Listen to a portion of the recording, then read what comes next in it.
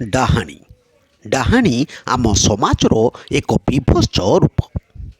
ଡାହାଣୀ ଶିକାର ନିବାରଣ ଉପରେ ଏକ ଦିନିକିଆ କର୍ମଶାଳା। ଡାହାଣୀ ଆମ ସମାଜର ଏକ ବିଭତ୍ସ ରୂପ। ମଣିଷ ଅନ୍ଧବିଶ୍ୱାସର ବଶବର୍ତ୍ତୀ ହୋଇ କିପରି ସମାଜରେ ନାରୀକୁ ଡାହାଣୀ ରୂପ ଦିଏ ଓ ଡାହାଣୀ ତିଆରି କରେ, ତାରି ଉପରେ ପର୍ଯ୍ୟବେସିତ ଆଜିର ଆଲୋଚନା ଚକ୍ର ସେକ୍ଟର 5 ରାଉରକେଲାର ପାନ୍ଥନିବାସଠାରେ। ରାଉରକେଲା ପୁଲିସ ଜିଲ୍ଲା ତଥା ପଶ୍ଚିମାଞ୍ଚଳ ରେଞ୍ଜର ସମସ୍ତ ଥାନାଗୁଡ଼ିକର ଅଧିକାରୀମାନେ ତଥା ପୁଲିସ ଅଫିସରମାନଙ୍କୁ ନେଇ ଏକ ଆଲୋଚନା ଚକ୍ର ଅନୁଷ୍ଠିତ ହୋଇଯାଇଛି ରାଉରକେଲାରେ। ଏହି ଆଲୋଚନା ଚକ୍ରରେ ପଶ୍ଚିମାଞ୍ଚଳ range police DIG Shri Brijesh ରାୟଙ୍କ ଅଧ୍ୟକ୍ଷତାରେ ଆୟୋଜିତ କର୍ମଶାଳାରେ ରାଉରକେଲା ଏସ୍ପି ନିତେଶ ୱାଧୱାନୀ ତଥା ସମ୍ବଲପୁର ଲ କଲେଜର ସ୍ନାତକୋତ୍ତର ବିଭାଗର ପ୍ରଫେସର ଅଙ୍କିତା ଖମାରୀ, ସହକାରୀ ପ୍ରଫେସର ଡକ୍ଟର ମୀନକେତନ ସାହୁ ଓ ବିଷୟ ବିଶେଷଜ୍ଞ ତଥା ମୁଖ୍ୟ ବକ୍ତା ଶଶୀପ୍ରଭା ବିନ୍ଧାଣୀ ଯୋଗ ଦେଇଥିଲେ। ଏହି କାର୍ଯ୍ୟକ୍ରମରେ ବିଷୟ ବିଶେଷଜ୍ଞ ଶ୍ରୀମତୀ ବିନ୍ଧାଣୀ ଯୋଗ ଦେଇ କହିଲେ ଯେ ସମାଜରେ ନାରୀକୁ ଏକ ଡାହାଣୀ ରୂପ ଦିଆଯାଇ ତା ପ୍ରତି ନିଷ୍ଠୁରତା କରାଯାଉଛି। ସମାଜରେ ଡାହାଣୀ ବୋଲି କିଛି ନାହିଁ କି ଏହାକୁ କେହି ପ୍ରତ୍ୟକ୍ଷ ଭାବେ ଦେଖିନାହିଁ। ମଣିଷ କୁସଂସ୍କାରରେ ପଡ଼ି ଅନ୍ୟର କଥାରେ ପଡ଼ି ପ୍ରଭାବିତ ହୋଇ ଏପରି କାର୍ଯ୍ୟକୁ ସମର୍ଥନ କରିଥାଏ, ଯାହାଦ୍ୱାରା ସେ ନିଜର ଅନିଷ୍ଟ କରିବା ସହିତ ଗୋଟିଏ ପରିବାରକୁ ଅଜାଣତରେ ହରାଇଥାଏ। ଡାହାଣୀ ପରମ୍ପରା ସମାଜରେ ବହୁକାଳରୁ ରହିଆସିଛି। ଏହା ଏକ ଅପସଂସ୍କୃତି। ଏଭଳି ସଂସ୍କୃତି ଆମ ସମାଜ ପାଇଁ କଳଙ୍କ। ଡାହାଣୀ ଏକ ମନଗଢ଼ା କାହାଣୀ। ଡାହାଣୀ ନାମରେ ନାରୀକୁ ଅକଥନୀୟ ନିର୍ଯାତନା ପରି ଯେଉଁ ପରମ୍ପରା ରହିଛି, ତାହା ଏକ ବିକୃତ ମାନସିକତା। ଆମେ କାହାର ମାନବିକ ଅଧିକାରକୁ କ୍ଷୁଣ୍ଣ କରିପାରିବା ନାହିଁ। ଏ ବାବଦରେ ଆମକୁ ସଚେତନ ହେବାକୁ ହେବ ଓ ସମସ୍ତଙ୍କୁ ସଚେତନ କରିବାକୁ ପଡ଼ିବ। ପୂଜା ସହିତ ଗୁଣି ଗାରେଡ଼ିର କୌଣସି ସମ୍ପର୍କ ନାହିଁ।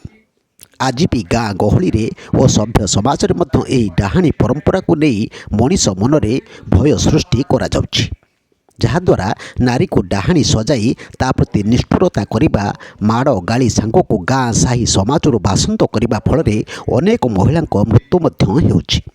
ପୋଲିସ ପାଖରେ ଏପରି ଘଟଣା ପହଞ୍ଚି ପାରୁନି। ପ୍ରତିଷ୍ଠିତ ସମାଜରେ ଏହା ସମସ୍ତଙ୍କ ଜ୍ଞାତସାରରେ କଥାଟିକୁ ସେହିଠାରେ ଦବାଇ ଦିଆଯାଉଛି। ସମାଜରେ ନାରୀକୁ ଡାହାଣୀ ସଜାଇବାରୁ ଆମେ କିପରି ବିରତ ହେବା ଏବଂ ସଭ୍ୟ ସମାଜକୁ ଜାଗ୍ରତ କରିବା, ନାରୀ ପ୍ରତି ଚାଲିଥିବା ଅତ୍ୟାଚାରକୁ ବନ୍ଦ କରିବା ପାଇଁ ସେ ଆହ୍ୱାନ ଦେଇଥିଲେ। ସେ କହିଥିଲେ ଯେ ଏଭଳି କାର୍ଯ୍ୟ କରୁଥିବା ବ୍ୟକ୍ତି ବିଶେଷଙ୍କ ବିରୁଦ୍ଧରେ ଆଇନଗତ କାର୍ଯ୍ୟାନୁଷ୍ଠାନ ହେବା ଆବଶ୍ୟକ।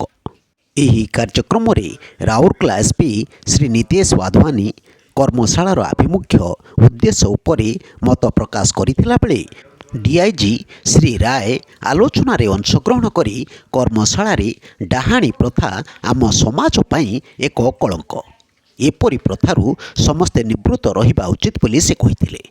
ଏହି କର୍ମଶାଳାରେ ରାଉରକେଲା, ସୁନ୍ଦରଗଡ଼, କେନ୍ଦୁଝରର 100ରୁ ଊର୍ଦ୍ଧ୍ୱ ପୁଲିସ ଅଫିସର ଯୋଗ ଦେଇଥିଲେ। ଶେଷରେ ରାଉରକେଲାର ଅତିରିକ୍ତ ଏସ୍ପି ଶ୍ରୀ ରାଜକିଶୋର ମିଶ୍ର ଧନ୍ୟବାଦ ଦେଇଥିଲେ। ଦେଖନ୍ତୁ ତାରି ଭିଜୁଆଲ।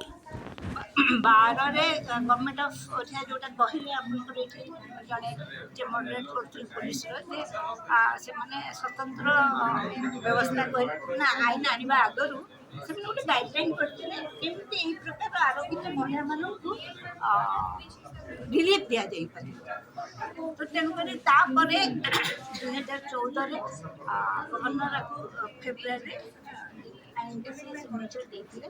ତା ପରଠୁ ଓଡ଼ିଶାର ପୋଲିସ ବିଭାଗ ତତ୍ପର ସହିତ କାମ କରୁଛି। କ୍ରାଇମ୍ ବ୍ରାଞ୍ଚ ଗୋଟେ